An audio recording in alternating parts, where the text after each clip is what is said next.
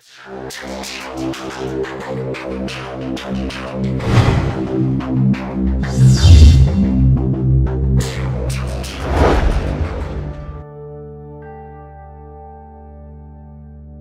rules, the law of attraction. The rule number 5. Everything begins with desire.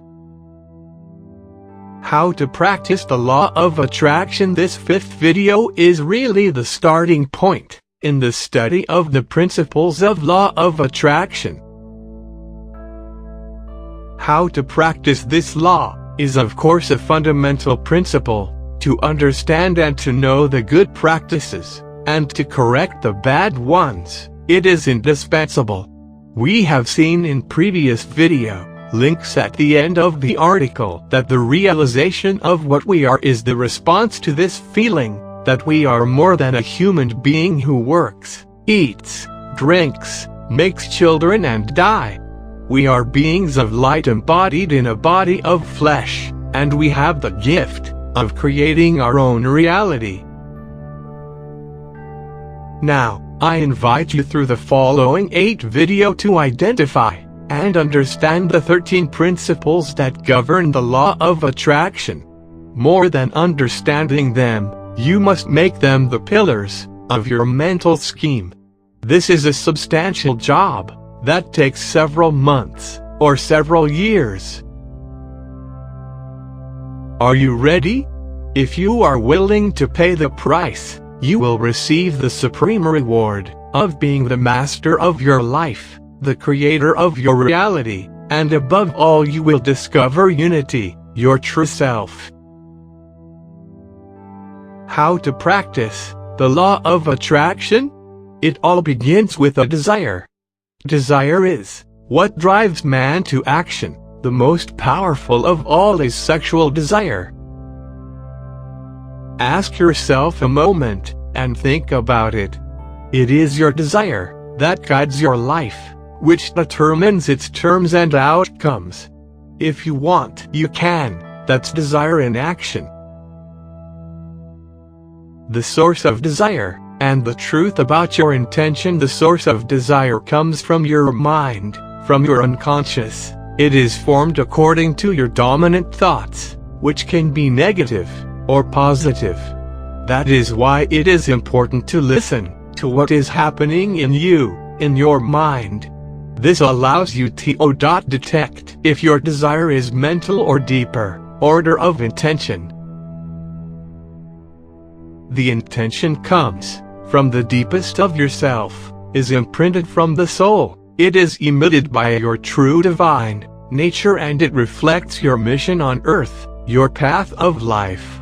Contrary to the desire that is unconscious and formed by a thought pattern limited to the knowledge that you have of the world, the intention is unlimited. It is the realization of self, and its divine origin knows no form of bound limitation to this world.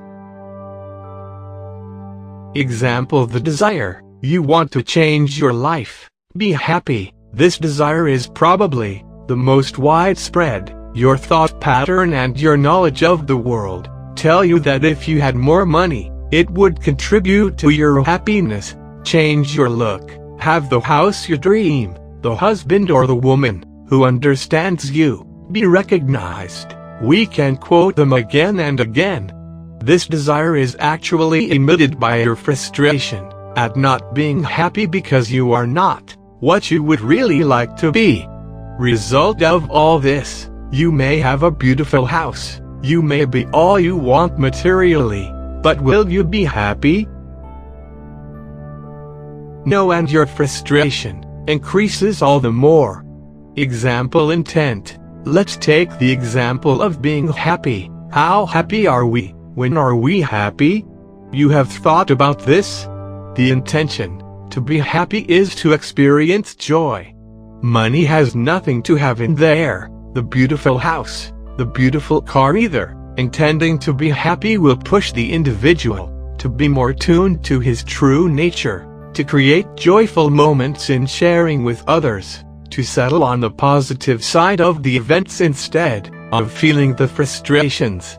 The intention thus expressed does not prevent, in any way, having a beautiful house, a beautiful car, money, but unlike the desire for money to be happy, it will really bring happiness to the one who expresses it. The clarity of intention. The intention must be as clear as possible, freed from all frustration, from any classical thought pattern, from all aspects related to the conscious and unconscious mind. The intention must be clear. The thoughts, feelings or words that define it should be precise. They represent the clarity of being in its purpose. The individual formulates his intention by being transparent to himself, so that it is not a masked desire of noble appearance. Thus, he will avoid deluding himself. He will formulate the intent without including ambiguities concealing a need to compensate. Although an intention may be general or philosophical, such as that of being in love or guided in rightness, it will have all the advantages to be well defined in order to avoid the trap of the pious wish and to faithfully represent the inspired choice of the person. Another example. A person wants to provide energy care, and for this purpose, it needs space for a firm.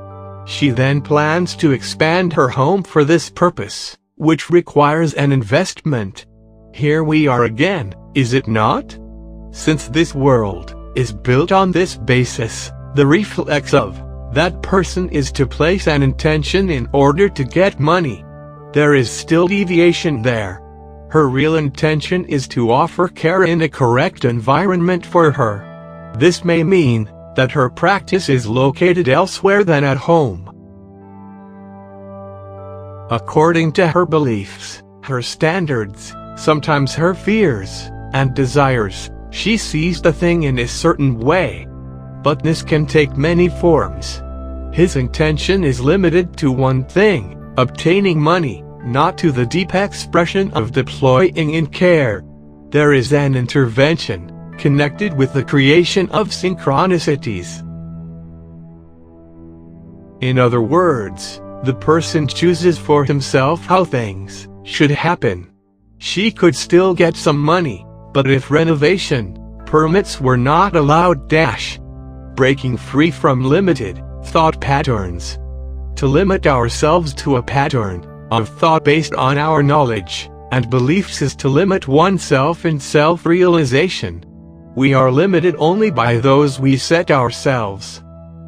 When you feel an ardent and powerful desire and you know to identify it clearly, is it an intention or a desire resulting from my frustration not to have or not to be? Am I in correspondence with my inner being? You understand that it is crucial to determine this, the result being to obtain what we live for and not a compensation to our evil being not to be. It is important to understand the law of attraction. Although many do not agree with it, it is not a human law. It is impossible to modify it, for it is a universal law. And all the energy of light and shadow that vibrates in and around man is inscribed by its vibrations under the universal law of attraction. Your desire creates a vibration that is charged with the very content of that desire. So if your desire responds to a frustration of not being, to a fear of not having, you will not and you will not. Your desire creates a vibration that is charged with the very content of that desire. So if your desire responds to a frustration of not being, to a fear of not having, you will not and you will not. If on the contrary you have identified your intention and that this is perfectly clear, then its vibration attracts to you its realization. If the money is necessary to its realization, you will have money, but if it is not, this will happen otherwise. The goal is to realize you is not it. If you dream of being rich, ask yourself why do? If you want to have power, money may be the party, but if you just want to be happy, wealth will not necessarily be an answer. Well, I think you have understood the importance of properly identifying intention and distinguishing it from desire. I would like to finish by saying this. How to practice the law of attraction is learned on the way. It implies to know oneself as perfectly possible, and it is the work of a life. To learn who you really are, you will need to use the law of attraction. You will make mistakes, you will doubt, you will be afraid, and you will continue. The more you advance, and the more your tools will perform. Do not wait to receive the secret, the formula that determines the law of attraction. You will be rich in practicing wealth, you will be wise in cultivating wisdom, and you will be enlightened in letting light enter into your life. Now open the door of abundance, accept to be imperfect. Here is an exercise to know how to practice the law of attraction. 1. Take 20 millimeters a day to relax in a quiet place where nobody is likely to disturb you.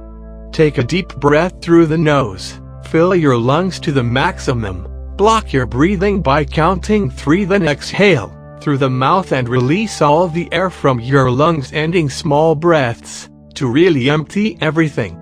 Do this 5 times. Now you are going to descend into you. Go deep inside yourself.